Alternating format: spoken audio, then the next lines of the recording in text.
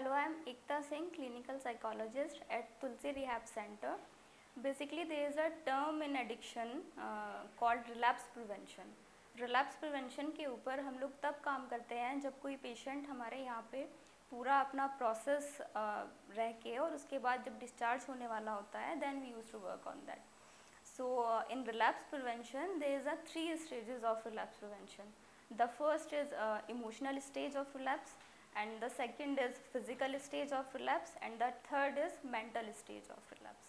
In emotional stage of relapse, we used to definitely, obviously we are working. बहुत possibility situations हैं, तो definitely आपका relapse भी नहीं होगा. अगर जहाँ जिस बार में आप पहले जाते थे वहाँ आप नहीं जाओगे, जिन फ्रेंड्स के साथ आप ड्रिंक करते थे या फिर अपना सब्सटेंस हो सकता है वो ड्रग, स्लीपिंग पिल्स हो, जो भी हो, उन फ्रेंड्स के साथ आप करते थे, उन फ्रेंड्स को आप अवॉइड करते हो, देन डेफिनेटली आप बच सकते हो उन सारे सिचुएशन से. जो आपके नेबर्स हैं, जो आपकी सोसाइटी थी, जहाँ जो आपके प्लेसेस थे, हो सकता है वो आपका घर हो सकता है वो आपकी कार हो सकता है वो आपका गार्डन हो, अगर वहाँ पे आप अपना सब्सटेंस ले रहे थे, उन चीज़ों से आपको बचना है, उन चीज़ों को आपको अवॉइड करना है.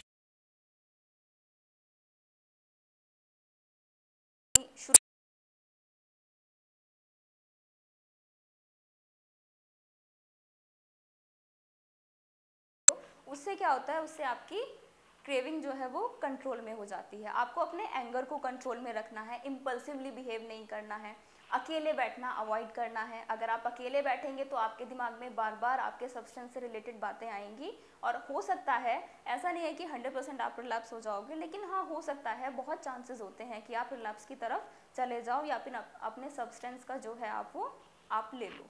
तीसरा जो है टायर्डनेस. आप जब ऑफिस से आते हो, अपने काम से आते हो, ऑब्वियसली सभी लोग बहुत टायर्ड होते हैं. मॉर्निंग टू इवनिंग आप वर्क करते हो, यहाँ से आप जाते हो, काम करना शुरू करते हो, काम करने की आदत भी नहीं होती है, यहाँ पर आराम से रह रहे होते हो.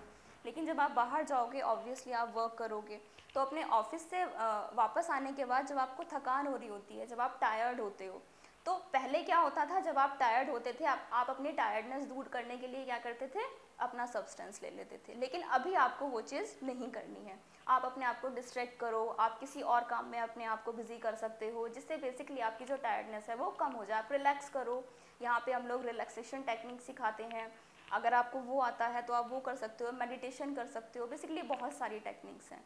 ये ज़रूरी नहीं है कि आपको इन सारी चीज़ों को करना ही करना है, लेकिन आप अगर इन सारी चीज़ों से अवेयर हो तो सकता है आप ये सारी चीज़ें कर पाओ. बेसिकली जो हमारा कॉन्सेप्ट है रिलैप्स प्रिवेंशन का, ऑब्वियसली वो आपके एफर्ट्स के ऊपर डिपेंड करता है. अगर आप एफर्ट्स करोगे, कोशिश करोगे, तो सारी चीज़ें पॉसिबल हैं. अगर आप एफर्ट ही नहीं कर रहे हो तो कुछ भी पॉसिबल नहीं है. यहाँ पे रह के आपने बहुत सारी चीज़ें सीखते हैं. हमारा जो डी एडिक्शन सेंटर है तुलसी हेल्थ केयर, वहाँ पे हम बहुत एफर्ट करते हैं पेशेंट की अंडरस्टैंडिंग डेवलप करने के लिए, उसकी इंसाइट जनरेट करने के लिए. अगर आप उन चीज़ों के ऊपर इम्प्लीमेंट करते हो तो बहुत चांसेस होते हैं कि आप अपने सब्सटेंस से दूर रहो. हम लोग यहाँ पे पेशेंट के ट्रिगर फैक्टर्स पे भी वर्क करते हैं. रिलैप्स प्रिवेंशन के अंदर ट्रिगर फैक्टर्स में क्या होता है कि यहाँ जब पेशेंट रहने के बाद बाहर जाता है, क्या क्या ट्रिगर्स हैं, कौन कौन से ऐसे ट्रिगर्स हैं जिनसे उसका रिलैप्स हो सकता है. बेसिकली वो सोसाइटी में, उसकी फैमिली से रिलेटेड, इमोशंस से रिलेटेड, वर्क से रिलेटेड, फिजिकल कॉम्प्लिकेशंस, वो कुछ भी हो सकते हैं. स्ट्रेस भी होता है, बहुत बार एंजाइटी भी होती है. तो जो जो इंडिविजुअली पेशेंट्स के ट्रिगर्स होते हैं, हम उनके ऊपर वर्क करते हैं.